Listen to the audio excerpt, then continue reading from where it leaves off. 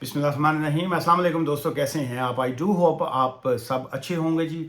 Students के हवाले से जो है वो 2-3 दिन से मैं डिफरेंट आपके साथ वीडियोस जो हैं वो शेयर करता रहा हूँ, लेकिन एक और वीडियो जो है वो भी मैंने साथ ही आज ही बनाई है, लेकिन वो उसको मैं कल सुबह मॉर्निंग में मैं वो उसको अपलोड करूँगा जी। वो स्टूडेंट और ये जो आगे 7 अगस्त को जो है वो फीसें जो बढ़ रही हैं वो उसका मैंने मेंशन किया है। प्लस ये जो फ़ी वेवर की एप्लीकेशन जो होती है उसमें आगे क्या तब्दीलियाँ आ रही हैं, उसमें क्या चेंजेस है, उसको भी मैंने ऐड किया जी। लेकिन वो कल मॉर्निंग जो है मैं वो अपलोड करूँगा जी। अभी मैं जो है वो डोमेस्टिक वायलेंस के हवाले से जो है वो एक अपडेट कह लीजिए, या एक थोड़ी सी जो कन्फ्यूजन कह लीजिए, या बहुत से लोग जो हैं वो इस हवाले से परेशान होते हैं, तो वो मैं शेयर करना चाह रहा था कि ये जो डोमेस्टिक वायलेंस का जिस वक्त आप केस फाइल करते हैं तो उसमें आपने एक तो ये है कि उसमें लाजमी नहीं होता कि जी के आपके पास पुलिस रिपोर्ट है तो तभी आप जो है डोमेस्टिक वायलेंस का केस कर सकते हैं, या आपके पास डॉक्टर की रिपोर्ट है तो तभी आप कर सकते हैं।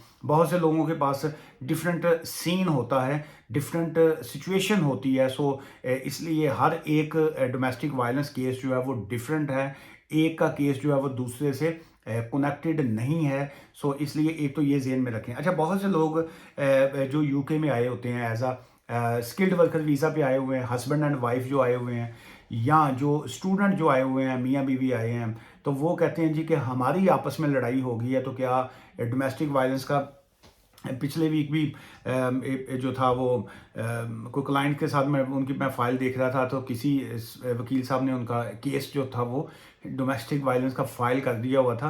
तो वो ऑब्वियसली वो रिफ्यूज़ल ही थी उसमें, तो वो बहरहाल लंबी बात हो जाएगी। लेकिन टू दी पॉइंट मैं ये बताना चाह रहा हूँ कि डोमेस्टिक वायलेंस जो होता है वो दो चीज़ें उसमें इन्वॉल्व होती हैं जी। Two things are involve in a domestic violence जो है। नंबर वन, अगर कि मियाँ बीवी हस्बैंड एंड वाइफ की लड़ाई होगी और आप जो है वो इश्यूज किसी का शिकार हैं, उसमें आपके प्रॉब्लम्स जो भी हो गए, आपने जो है वो पुलिस को क्या इन्वॉल्व कर सकते हैं प्रोटेक्शन लेने के लिए? The answer is yes. It doesn't make any difference कि आप स्टूडेंट हैं या आप स्किल्ड वर्कर वीज़ा पे हैं या किसी और वीज़ा पे हैं, तो आप पुलिस की मदद नहीं ले सकते। बिल्कुल आप ले सकते हैं। सो डोमेस्टिक अब्यूज़ अगर है तो आप डोमेस्टिक अब्यूज़ जो है उनकी हेल्पलाइन, उनकी मदद ले सकते हैं, आप पुलिस की हेल्प ले सकते हैं, आप एक दूसरे के खिलाफ कोर्ट में केस फाइल कर सकते हैं, जो भी आप करना चाहें। चूंकि आपके पास रेजिडेंसी है आप कर सकते हैं। लेकिन अब इसी पॉइंट का एक पिक्चर का दूसरा जो बैक साइड है वो भी मैं आपको बताना चाह रहा हूँ। क्या आप इस आपने पुलिस से रब्ता कर लिया डोमेस्टिक वायलेंस की बेस पे, डोमेस्टिक अब्यूज़ वालों से आपने हेल्पलाइन से सपोर्ट ले ली, आपने डॉक्टर से रब्ता कर लिया, आपने सोशल वर्कर इन्वॉल्व कर लिए, सारा कुछ आपने कर लिया, लेकिन क्या अब आपका जो इमिग्रेशन रिलेटेड उससे कोई मसला हल होगा? Then the answer is no, not at all.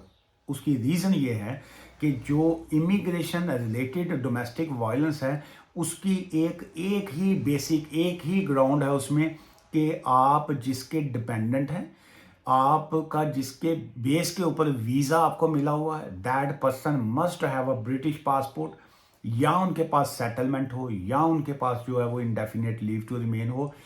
तब अगर आपका ये लड़ाई झगड़ा, मार कुटाई, domestic violence, domestic abuse, what ever जो भी आप उसको नाम दें, अगर वो हुआ है तो देन जो है आप जब इमिग्रेशन से आपने वीज़ा अपना जब चेंज कराना होता है, उनसे जब आपने वीज़ा लेना होता है, सो देन जो है वो आप होम ऑफिस से रब्ता करते हैं फॉर चेंज योर वीज़ा, या अपना वीज़ा लेने के लिए आप रब्ता करते हैं। लेकिन एक ही कंडीशन है जी उसमें, वो कंडीशन ये है कि जिसकी बेस के ऊपर आपको वीज़ा है, आपकी वाइफ या ब्रिटिश हो या आपका हस्बैंड ब्रिटिश हो, तो फिर आप अगर इस तरह के विक्टिम हैं तो देन जो है वो होम ऑफिस आपको या 3 माह का वीज़ा देता है, या डायरेक्ट जो है कई लोग इनिशियल स्टेज पे 3 मंथ्स का वीज़ा अप्लाई करते हैं और उसके बाद जो है वो अगर रिफ्यूज सेंटर में या ऐसी कंडीशंस हो, लेकिन हर केस में आप 3 मंथ्स का वीज़ा भी नहीं लेते। उसकी रीज़न ये है कि अगर आपने डायरेक्ट डोमेस्टिक वायलेंस का केस किया हुआ है तो फिर वो 3 मंथ्स की बजाय डायरेक्ट ही वो आपके केस का डिसाइड करते हैं जी। अच्छा,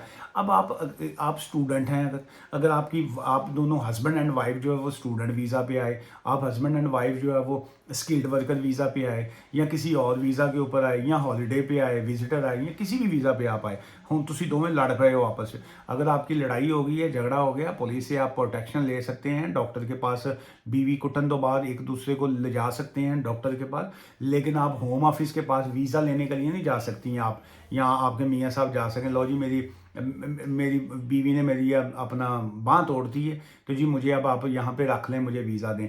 वो कहेंगे कि जी बांह थोड़ी टुट गई है, इलाज करा सकते हैं, आप पुलिस के पास जाके बीवी ने पर्चा करा दो, उसी अंदर उन्होंने कर देंगे। या आप डॉक्टर के पास जाके पट्टियाँ पुट्टियाँ करवा लें, या आप डोमेस्टिक अब्यूज़ हेल्पलाइन के पास जाके वहाँ से जो आप सपोर्ट लेना चाहें वो ले लें। लेकिन बाकी काम तुसी अपने मुल्क जाके करो, तुसी उत्थे लखनऊ जाओ तो उत्थे जाके बैठ के बाकी अपने फड्डे हल करो, या कराची आप जो है वो कराची दरबार पे बैठ के वहाँ पे आप निहारी खाएं, जो मर्जी करें, लेकिन वीज़ा हम नहीं देंगे। वीज़ा कहाँ पे मिलेगा?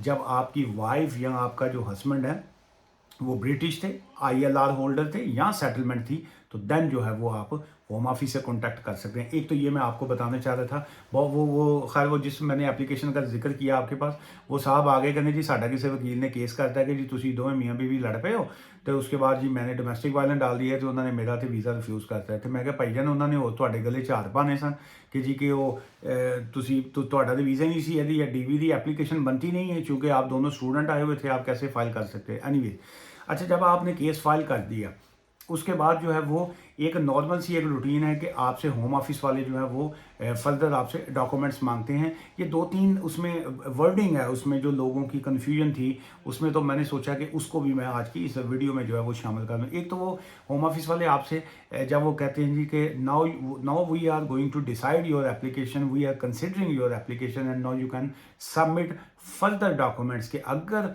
वो जैसे कहते हैं ना कि वो अपना फांसी लाने तो पहले कहने नहीं थोड़ी कोई आखिरी ख्वाहिश है, तो वो कई एक बंदे ने कहा जी गर्मियाँ सन, तो उन्हें कहा जी मैं चाहना कि सर्दियाँ का इंतज़ार कर लो। तो वो इसलिए वो ये आपका केस का फैसला करने से पहले जो है वो जो है वो आपको एक मौका देते हैं। वो इसी रिलेटेड वो मुझे एक लतीफ़ा से याद आ गया। वो एक 2 साहब थे, तो उनको जो था ना वो फांसी का टाइम उनका आ गया ना कि उन्होंने हैंग करना सी, हैंग टिल डेथ हीड। उन्होंने उन्होंने एक तो पूछा जी कि अपना तेरी की ख्वाहिश है? वो कहता जी कि मैं चाह रहा हूँ कि मैं गाना सीखा, मैं तबला बजाना सीखा, मैं ढोलकी सीखा, मैं गाना सीखना है, तो मैं वो मैनू पहले मैनू सीख लवां, उस तो बाद तुसी मैनू भावें टंग देना, फांसी टंग देना। तो उन्होंने कहा ठीक है जी, नोट कर लिया। उन्होंने फिर दूसरे ने पूछा भाई तेरी की ख्वाहिश है? कहना जी मेरी ख्वाहिश है कि जिस वक्त ए सीख लिया ना गाना, तो मैं अगों ए को सीखना चाहना। तो इसलिए वो जो है वो आखिरी होम ऑफिस जो है वो केस का फैसला करने से पहले आपसे आपकी लास्ट कहता है कि जी कि if you want to submit your further evidence, तो आप जो है वो बिल्कुल उनको भेज सकते हैं। सो जो डॉक्यूमेंट्स मिसिंग होते हैं आपके, या आप कोई नई चीज़ ऐड करना चाहें तो बिल्कुल आप वो कर सकते हैं। अच्छा एक उसमें ये आता है जी कि काउंसलिंग अगर आप ले रहे हैं, जो डोमेस्टिक अब्यूज़ सपोर्ट सर्विस जो होती है, जिसको DASS कहा जाता है, जिसका एब्रीविएशन बनती है जी डोमेस्टिक अब्यूज़ सपोर्ट सर्विस, जो है अगर आप वहाँ से कोई आप सपोर्ट उनकी ले रहे हैं, तो वो आप जो है उसकी एविडेंस जो होती है वो आप उनको प्रोवाइड कर सकते हैं। अच्छा ये जो मेल डोमेस्टिक वायलेंस के विक्टिम होते हैं, उनकी men's advice line for support जो होती है, जो डिफरेंट किस्म के डोमेस्टिक अब्यूज़ को डील करती है, अगर आप उनसे कोई सपोर्ट ले रहे होते हैं, ये एक नेशनल लेवल के ये ऑर्गेनाइजेशंस आती हैं जहाँ पे आप सपोर्ट ले रहे होते हैं, और ये हर गली महल्ले कूचे में जो है ये इस तरह की बनी हुई है। फिर एविडेंस साफ है, IDVA जो आ जाती है, जिसको रिफ्यूजी सर्विस जो कहा जाता है। लेट्स से अगर कोई बंदा जो है रिफ्यूज सेंटर में जो है रहता है, वहाँ पे सोशल वर्कर आपके इन्वॉल्व हैं, तो उनकी जो रिपोर्ट्स बनती हैं वो जो है वो भी आप जो है सबमिट कर सकते हैं। फिर इसमें डॉक्यूमेंट्री एविडेंस आ जाती है, असेसमेंट कंप्लीटेड बाय ये जो CAADA लिखा होगा अक्सर आपकी जो इस तरह की डोमेस्टिक वायलेंस की जो एप्लीकेशन के फैसलों के से पहले जो आती है, जिसको CAADA जो होता है ना, उसका मतलब होता है कि सेव लाइव्स डैश जो उनका बना हुआ जी फॉरम जो है, वहाँ पे अगर किसी ने उनसे कोई हेल्प ली हो, सपोर्ट ली हो, उनसे कोई इस तरह की चीज़ें डिस्कस आपने की होती हैं। अच्छा ये प्राइवेसी और कॉन्फिडेंशियलिटी इसमें बड़ी इंपॉर्टेंट होती है जी। जो आपने उनके साथ जिक्र किया होता है, या आपने मुख्तलिफ चीज़ें जो आपने डिस्कस की होती हैं, अगर किसी के साथ सेक्सुअल अब्यूज़ हुआ है या किसी को और कोई इस किस्म के वायलेंस उनके साथ हुआ है, तो वो सारी चीज़ें वो प्राइवेसी होती हैं, वो हर एक से डिस्कस नहीं करते। इसलिए अगर कोई शख्स जो है इस तरह की किसी भी ऑर्गेनाइजेशन से सपोर्ट लें तो बिल्कुल उसमें शर्माया ना करें, झिझका ना करें, हेजिटेट ना हुआ करें कि जी कि मैं उन्होंने की दसांगे जी मैनू अगर मेरे ते टॉर्चर कोई होया है या मेरे पे कोई जुल्म हुआ है तो वो उसका मैं निशान क्या बताऊं या क्या बताऊंगी कि जी वो कहाँ पे है। सो डोंट हेजिटेट, क्योंकि वो आपके लिए काम कर रहे होते हैं, वो आपकी फेवर में काम कर रहे होते हैं, सो वो आपके लिए ही होते हैं। सो उनको बिल्कुल खुल के बताया करें।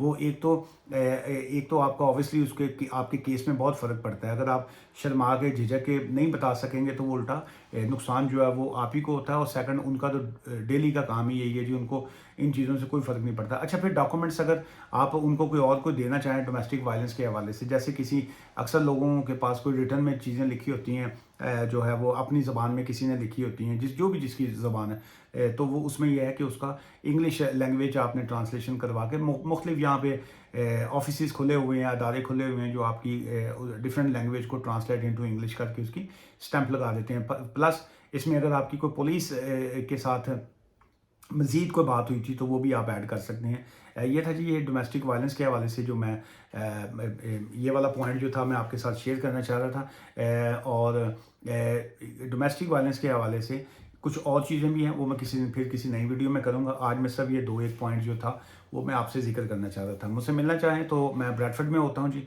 और अगर ना मिलना चाहें तो आप फ़ोन एडवाइस जो है वो भी ले सकते हैं जी। दुआ में याद रखिएगा। Take care. थैंक यू जी। Bye for now.